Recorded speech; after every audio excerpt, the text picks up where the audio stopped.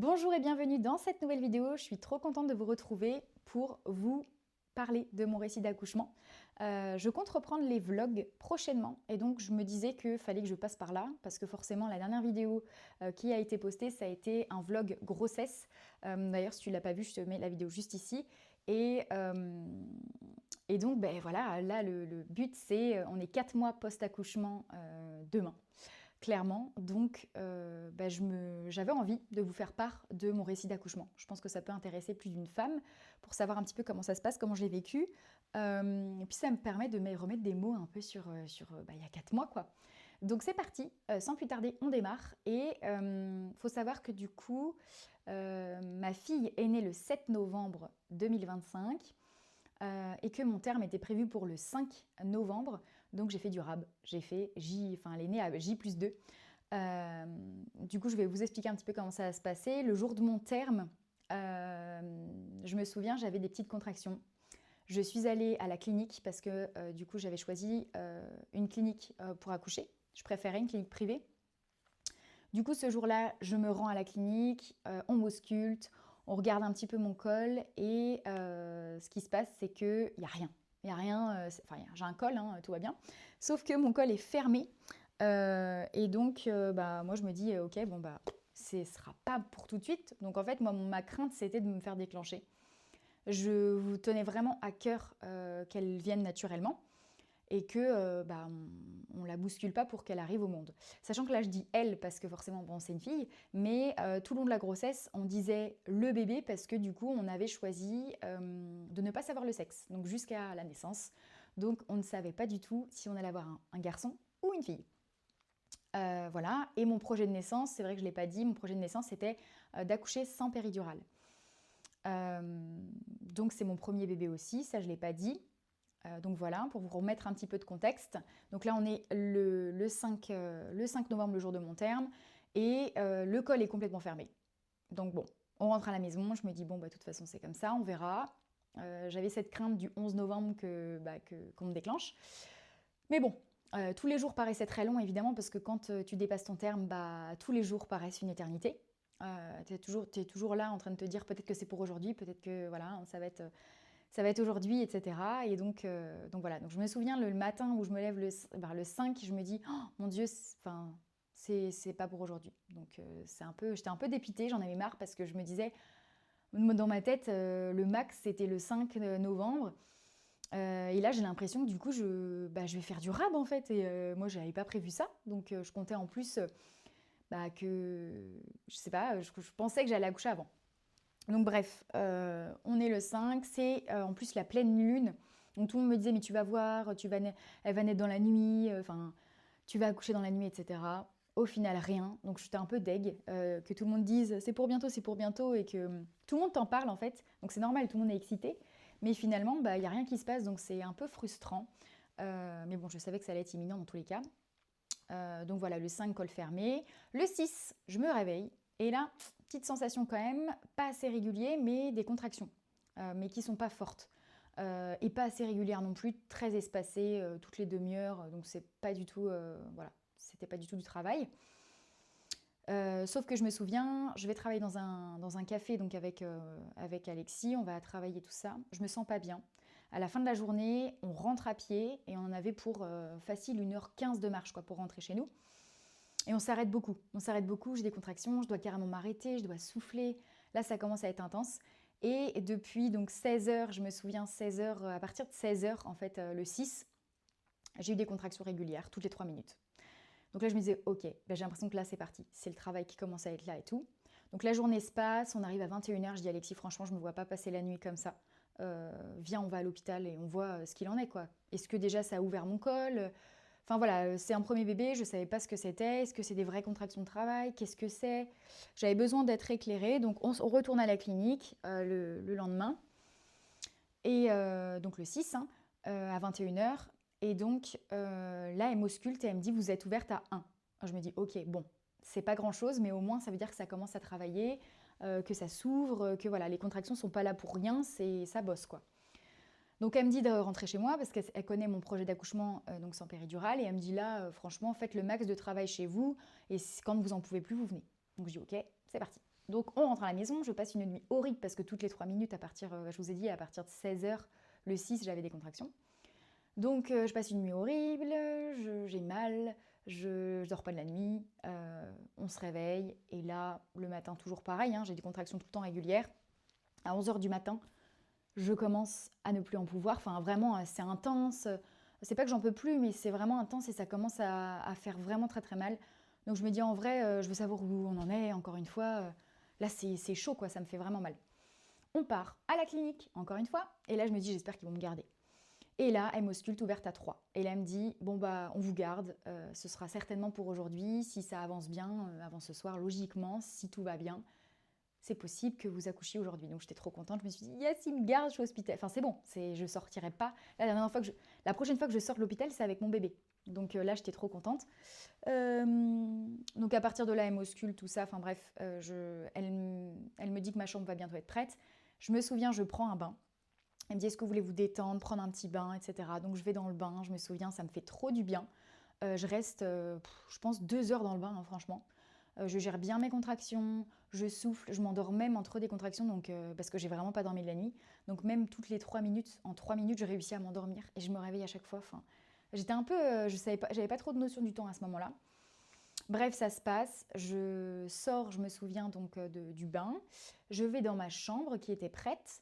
J'avais toujours pas mangé, il faut savoir que j'étais à jeun parce que et il était c'est 15h quand j'ai demandé mon repas.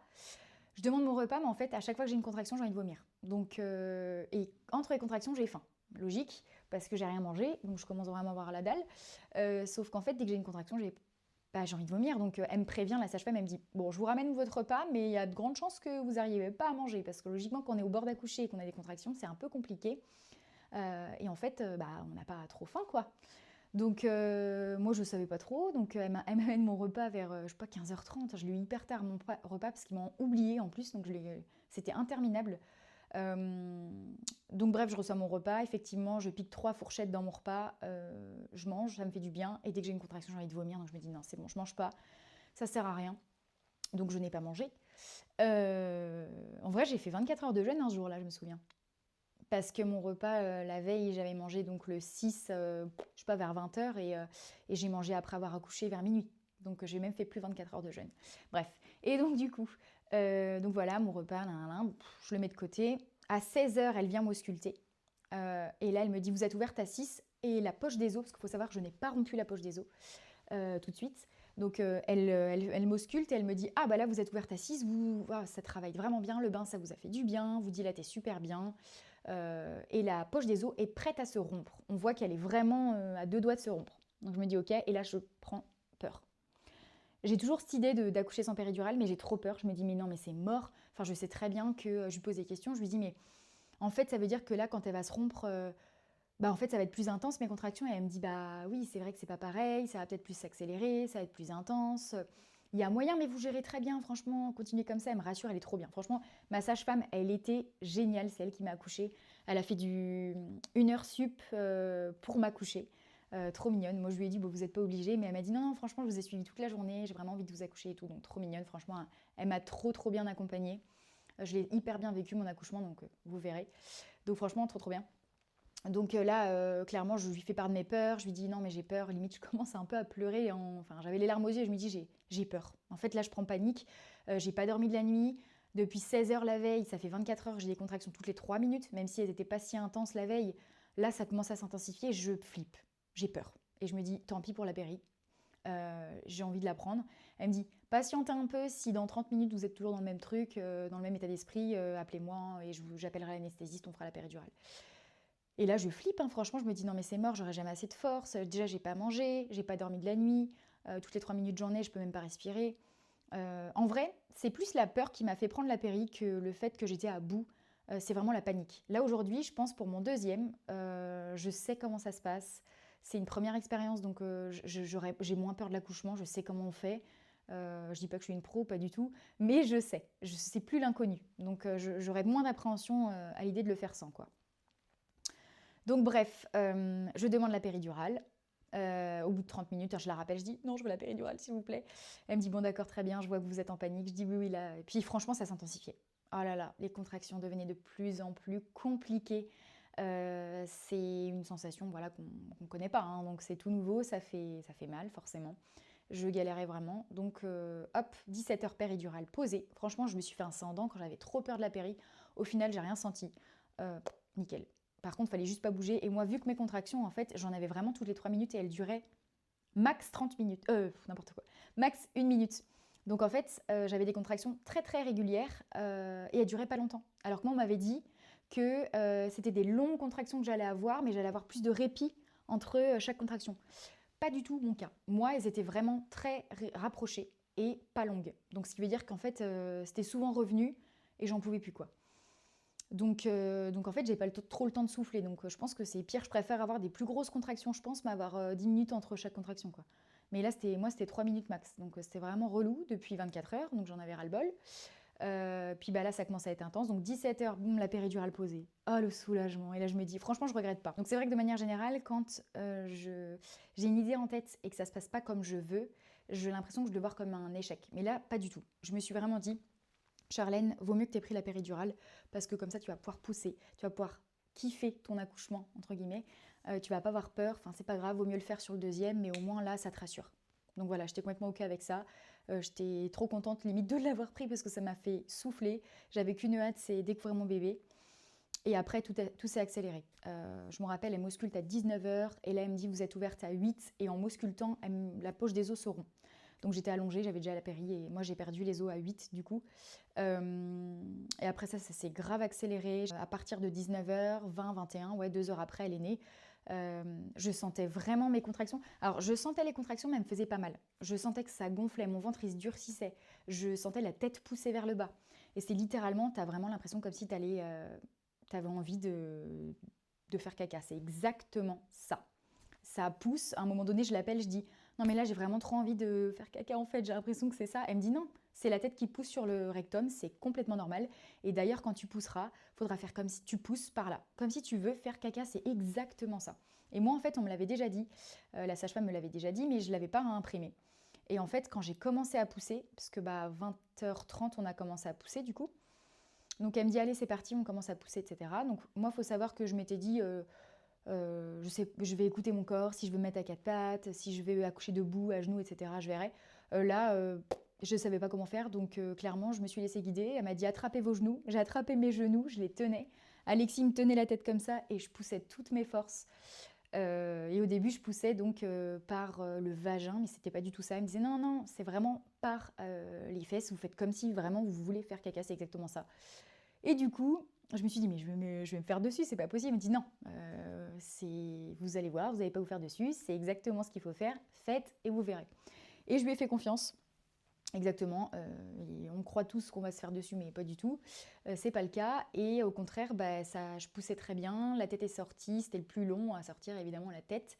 Mais je sentais exactement mes contractions, je les sentis passer, j'ai senti la tête sortir, j'ai tout senti, donc ça me faisait pas mal, mais voilà, ça faisait trop bizarre de savoir qu'il y a quelque chose comme une pastèque qui sort, ça fait trop bizarre. Mais j'ai tout senti et je pouvais gérer, donc c'était très très bien. Et ensuite pour l'épaule, je me souviens, tout se passait très bien. Elle m'a dit que mon périnée, il était dur, enfin voilà, il était tonique et du coup je me souviens, elle écartait à chaque fois pendant que j'avais pas mes contractions pour préparer le col. Donc elle mettait de l'huile de pépin de raisin d'ailleurs pour préparer et tout. Lubrifier un peu et elle écartait de chaque côté et moi je lui ai dit non mais là ça me fait tort, faut arrêter de faire ça, ça me fait tort, j'arrive pas à pousser parce que je sais que vous êtes en train de m'écarter là entre chaque contraction, ça je peux pas. Du coup elle a arrêté de le faire et donc la tête est sortie, le plus gros du travail et ensuite tout est sorti d'un coup. Elle m'a dit poussez, là on passe l'épaule et une fois que l'épaule est sortie, je vous sors votre bébé. Et là je lui dis mais non c'est pas possible quoi. Moi j'étais dans mon truc, j'avais trop mal aux abdos parce que je contractais tellement, j'ai jamais autant poussé de ma vie. Que je me suis dit, mais enfin, c'est pas possible, là, il y a que la tête qui est sortie. Elle me dit qu'une fois que l'épaule est sortie, ma fille, enfin, mon bébé est là. Du coup, elle me dit, vous faites atchoum, vous faites un petit coup comme ça, je vous sors votre bébé. Du coup, je pousse un grand coup, je suis bête et disciplinée, je fais ce qu'elle me dit. Et là, elle sort mon bébé d'un coup. On me voit, elle m'enlève un poids du coup de 3,480 kg, parce que c'était ma fille, de moi. et elle la sort. Et là, en fait, je sens littéralement qu'on m'enlève quelque chose de moi, de mon corps, de mon ventre. Enfin, franchement, c'est à vivre, hein, c'est un truc de malade. Et on voit le gros bébé qui sort. Et elle était estimée à 3,2 kg maximum. Et là, en la voyant toute potelée, je me suis dit, impossible qu'elle passe 3,2 kg, elle fait bien plus, quoi. Donc on la voit, et je me rappelle, on a la même réaction avec Alexis, on fait, oh waouh, on fait, mais c'est waouh, c'est pas possible, quoi. C'est tellement, on s'attendait pas à ce qu'elle sorte si vite, et que, voilà. Moi, elle m'a dit ça, je pousse, et elle me la sort direct. Oh, donc là, choquée, elle me la pose sur moi, elle me dit, prenez-la. Donc je la prends. En fait, ça va tellement vite que j'ai pas le temps de réaliser. Donc je la prends, je fais mon bébé. Si je dis mon bébé, je me souviens, je la pose sur moi. J'ai même pas regardé si c'est un gars ou une fille. C'est elle qui vient ouvrir les jambes et du coup elle sourit parce que pour elle, elle m'avait dit moi je dis que c'est une fille. Du coup elle nous avait demandé ce qu'on pensait que c'était. Moi je dis une fille, Alexis dit une fille aussi. Donc tout le monde pensait que c'était une fille. On avait tous raison évidemment, mais au moment où elle ouvre les jambes et elle sourit, je me dis ah elle sourit parce qu'elle a peut-être tort. Donc du coup moi je regarde à mon tour. Et moi, en fait, vu que les lèvres étaient gonflées, je regarde vite fait, je suis un peu dans le coltard, enfin, je capte pas trop ce qui se passe. Et dans ma tête, je me dis, ah, c'est un garçon. Et Alexis me dit, mais non, c'est une fille. Et du coup, je re-regarde à nouveau et je me dis, oh, mais oui, c'est une fille. Du coup, bon, bah voilà, j'avais mal regardé. J'étais grave. C'était trop vite, quoi. Franchement, je m'attendais tellement pas à ce qu'elle sorte si vite. C'était tellement long la tête que je me suis dit, mais bah, du coup, là, il y a que la tête qui est sortie, je vais encore galérer, quoi. Et en fait, une fois que la tête est sortie, l'épaule s'est passée et tout était bien, j'ai pas du tout craqué au départ au niveau de la tête, donc j'ai pas déchiré au niveau de mon vagin, etc. Par contre, dès que la tête est sortie, le dernier petit coup, le mini coup que j'ai donné, en fait, l'épaule est sortie et c'est ce qui m'a fait 3 points. Du coup, j'ai eu 3 points, j'ai été déchirée un petit peu, mais on sent rien. Honnêtement, on sent vraiment rien. Donc, elle m'a mis mon bébé sur moi. Du coup, il y a eu le pot à pot, c'était trop bien. Là, j'ai réalisé, c'était magique, c'était trop trop bien. Franchement, un moment incroyable que je me souviendrai évidemment toute ma vie. C'est mon premier bébé, donc c'est un truc de malade. Franchement, c'est trop beau et on se sent tellement fier une fois qu'on a accouché parce qu'on se dit waouh, c'est moi qui a fait ça. Je suis capable de le faire. Mon bébé, il est sorti de moi. Enfin, c'est moi vraiment ce moment-là, je m'en souviendrai toute ma vie. Le moment où on te sort une masse. T'as quand même une masse de 3,481 kg du coup, ma fille. Elle me la sort de moi, mais la sensation de t'enlever un poids de toi, de ton ventre, c'est incroyable. Franchement, ça m'a... Waouh, j'étais choquée. Et puis de le voir le bébé tout de suite comme ça en face de moi, enfin, je m'y attendais pas. Franchement, je pensais sincèrement qu'elle me disait ça pour me tenir encore un peu en mode garder de la force. Il va bientôt être là, votre bébé.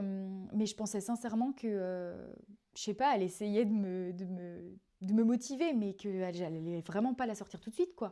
Et là, elle me l'a sortie. Waouh, j'étais impressionnée.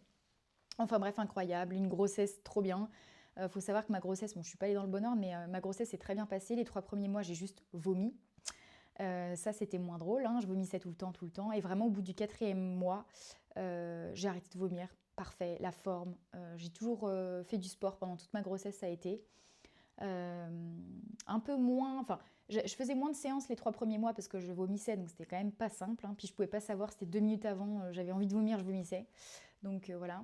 Par contre, voilà, je pouvais pas m'empêcher de faire quoi que ce soit, c'était bien, hein. J'étais juste un peu fatiguée, vraiment les 2 premières semaines qui ont précédé le fait que je sache que je suis enceinte, là j'étais vraiment très fatiguée. Mais sinon, ça a été, j'étais en forme globalement jusqu'au bout, je me suis entraînée, le 9e mois plein, le jour du terme, je me suis entraînée, enfin voilà, c'était vraiment jusqu'au bout, jusqu'au bout. Donc non, vraiment un beau récit, une belle expérience pour moi. Et je regrette pas, franchement, si vous avez peur, prenez la péridurale. C'est pas grave, c'est pas un échec. Et le prochain, vous saurez ce que c'est. En fait, je pense que vaut mieux vivre les choses. Après, si vous pouvez faire sans péri, très bien. Mais si vous avez peur et vous le faites juste parce que vous vous êtes dit, je veux le faire sans péri, mais je vais vivre une horreur, mon accouchement, parce que je suis dans la peur, franchement, vaut mieux pas. Parce que j'aurais très bien pu garder le mental, hein, et puis me dire, allez, je le fais sans péri. Mais je pense que je l'aurais vécu dans la peur. Et peut-être dans le stress. Et je voulais pas ça. Et en fait, je me suis dit, si j'avais pas été prise d'une peur comme ça, peut-être que j'aurais pu le faire. Mais là, pour moi, il fallait que je prenne la péri, donc je l'ai pris et je regrette pas. Le prochain, je sais comment ça va se passer. Peut-être que du coup, le passage est fait, ça ira plus vite aussi. En tout cas, j'essaierai. Et puis si je sens pas, je le ferai pas, c'est pas grave, pas de pression. Le but, c'est d'avoir c'est quand même magique comme moment. Et voilà, le fait d'avoir un stress en plus, je pense que c'est normal, hein. Un accouchement, ça fait peur, hein. Si tu me dis non, franchement, j'y vais les doigts dans le nez, je pense que rares sont les femmes qui pensent comme ça. Donc pas de panique, écoutez-vous. Et le but, c'est que vous viviez un moment magique. C'est quand même, vous créez la vie, c'est incroyable. Donc faites-vous confiance. Voilà pour mon petit retour sur mon expérience, mon récit d'accouchement. J'espère que ça vous aura plu. Si vous avez des questions, n'hésitez pas à me les poser, hein. Je me ferai un plaisir de vous répondre par rapport à vos interrogations. Et puis, restez connectés parce que du coup, des vlogs vont arriver sur la chaîne. Je vous fais de très gros bisous. À bientôt!